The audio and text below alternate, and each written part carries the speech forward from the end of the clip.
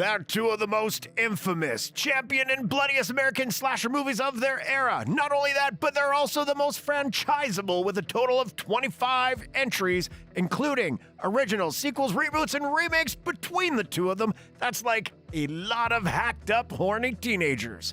The original Halloween from John Carpenter along with the initial Friday the 13th film have stood the test of time as bona fide slashers that are essential to any Halloween horror marathon. The films are complete with two iconic villains in the form of Michael Myers and Jason Voorhees, kinda a house full of kills and unsettling music that will make your spine tingle or channel the world's most spiteful mother. Well, I'm Mrs. Voorhees. But only one of these films will make it out alive, so let's go trick-or-treating in Haddonfield and take a dip at Camp Crystal Lake because it's time for Face Off!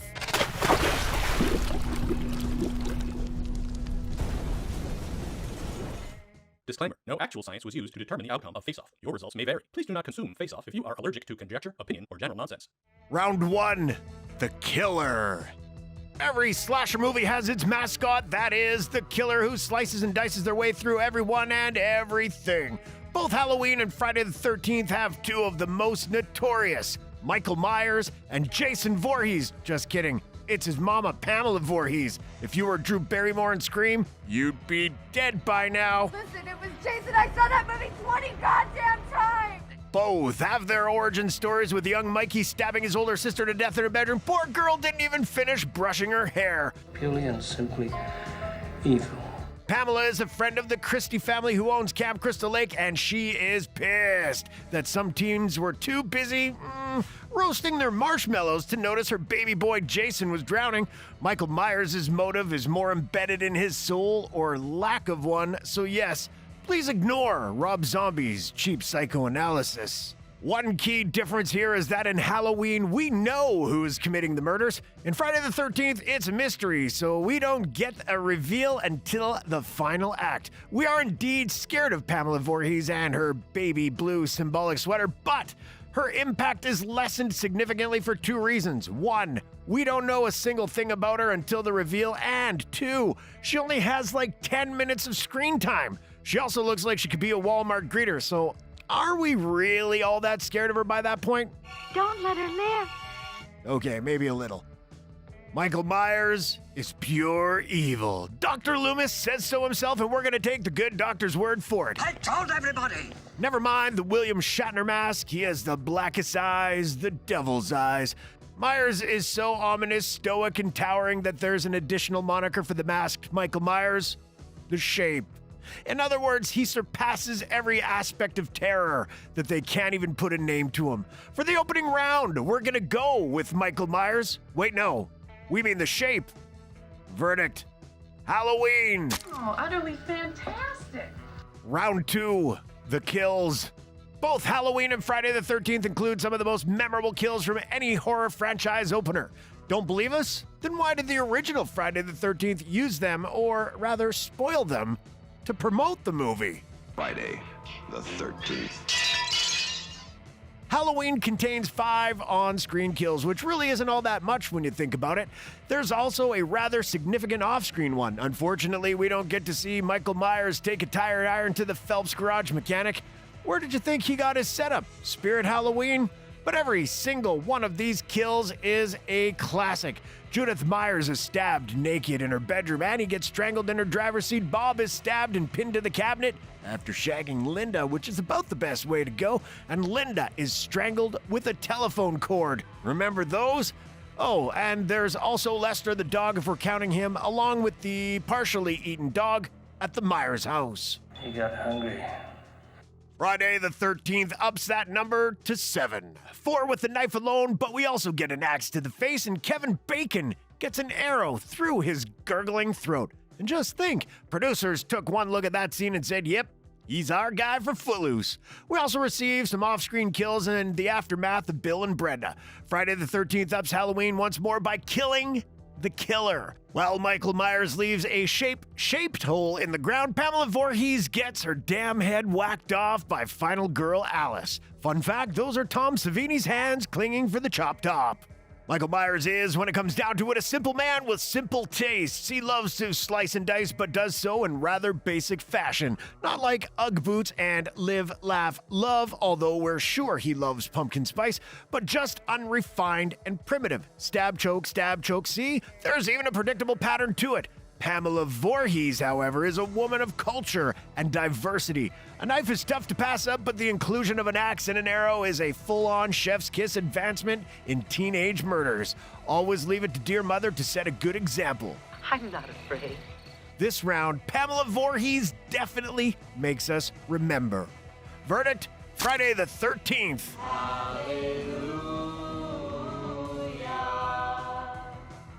Did we miss anything? Let us know and subscribe to our channel while you're at it. Otherwise, Michael might be paying you a visit.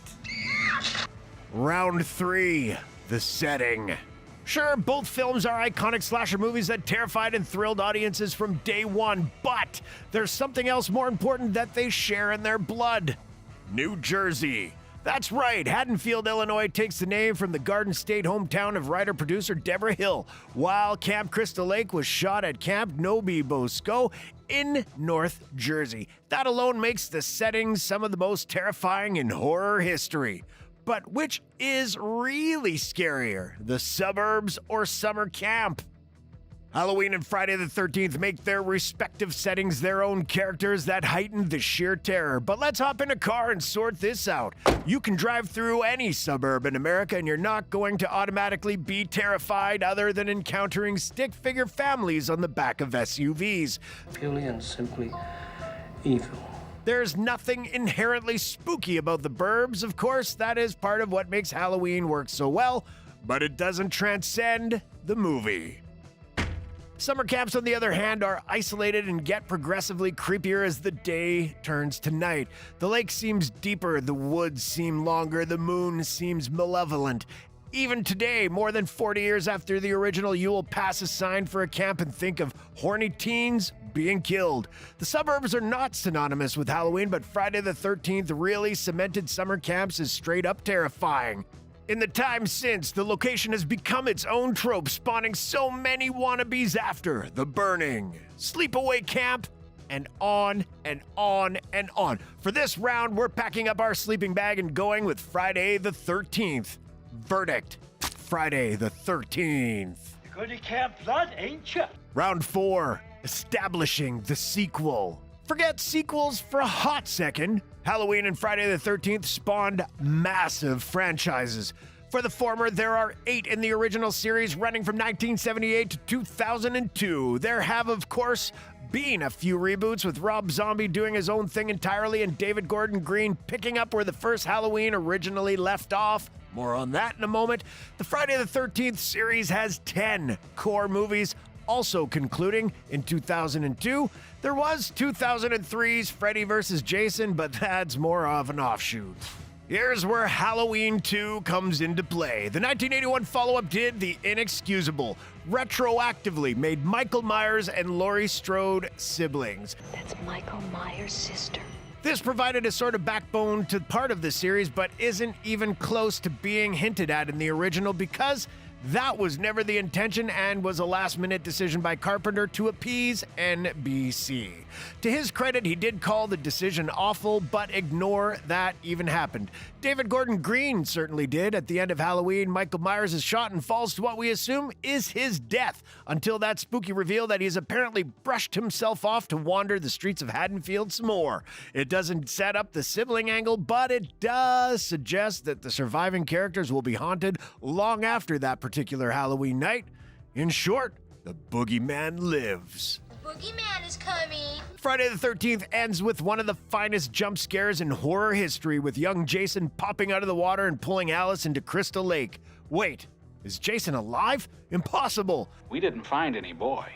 The record for holding your breath underwater is 24 minutes, not 20 years. Turns out it was all a dream, effectively ending the terror for final girl Alice. She, of course, would be as haunted as the Haddonfield survivors are, but there is a definitive finality to the story. The killer is dead, not wandering the woods. Friday the 13th Part 2 brings on a grown Jason as the primary killer for the rest of the series, except a new beginning. Fucking Roy. Apparently, Jason's been living in the woods like Bear Grylls, but the original makes absolutely zero indication this would happen. Jason is dead. Why else would Pamela start her killing spree?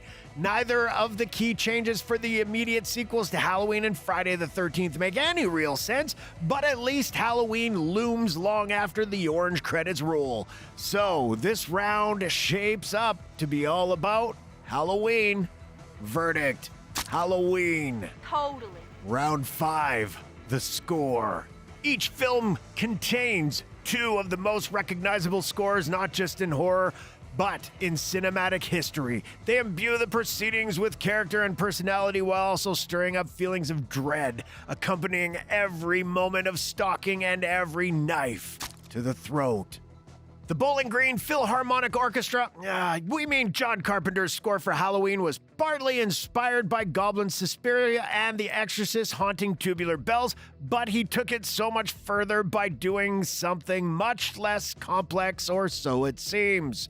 The piano and synth score is quite simple. You can play it with one finger if you please, but the 5/4 time signature creates a significant feel of uneasiness for the viewer, and Carpenter banged it out in just 3 days, less than a third of the time it took to write the script. Harry Manfredini's score for Friday the 13th is also a genuine treat for horror fans. One may recognize the main theme on its own, but it's the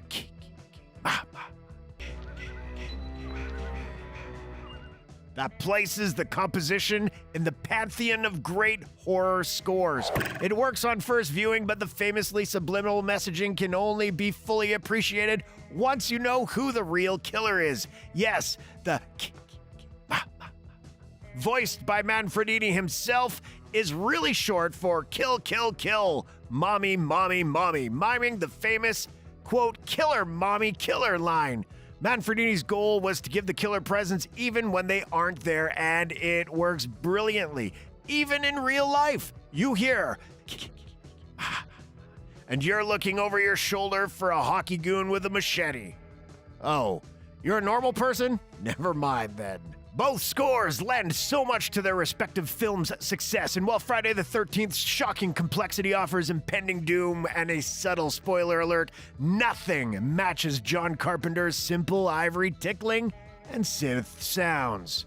Verdict: Halloween. What's the matter? Can I get your ghost, Bob? Round 6, Holiday Impact. Obviously, neither film founded its titular date. Halloween goes back centuries, while the spooky factor of Friday the 13th might be tied to a specific phobia, the fear of the number 13, because that's apparently a fucking thing. It could also have some origins in Norse mythology. Look, we don't have time to get into the complete histories here. We're not Dan Carlin. But despite that, both movies are very much tied into our movie watching habits. Yes, we're watching Halloween on October 31st, and hell yeah, we're watching Friday the 13th whenever that date randomly pops up on the calendar.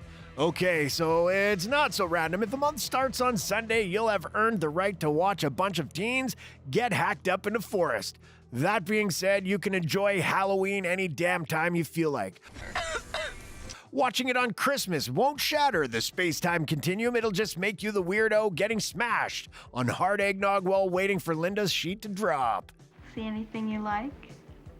The same goes for Friday the 13th. It's there whenever you want. But there is something special about watching both films on their respective holidays. Friday the 13th is a federal holiday. You heard it here first. The cool breeze coming through the windows, leaves piling up in the front yard, trick-or-treaters carrying on down the road. It all gets enhanced when Halloween is on the screen. Friday the 13th works the same way. It's so much more effective on, well, Friday the 13th, no matter the month, although an October one is always best. So, for the first time in this face-off, it's a tie. Verdict: draw. But only one can be crowned king, so with its purely evil antagonist, hauntingly ominous ending, and simple yet effective score, Halloween proves to be the victor. Winner: Halloween. But you might think differently, so don't let us have the final word. Tell us in the comments which classic slasher flick is your pick. Are you on Team Voorhees and the Crystal Lake Counselors or Team Myers and the Haddonfield Babysitters? As always,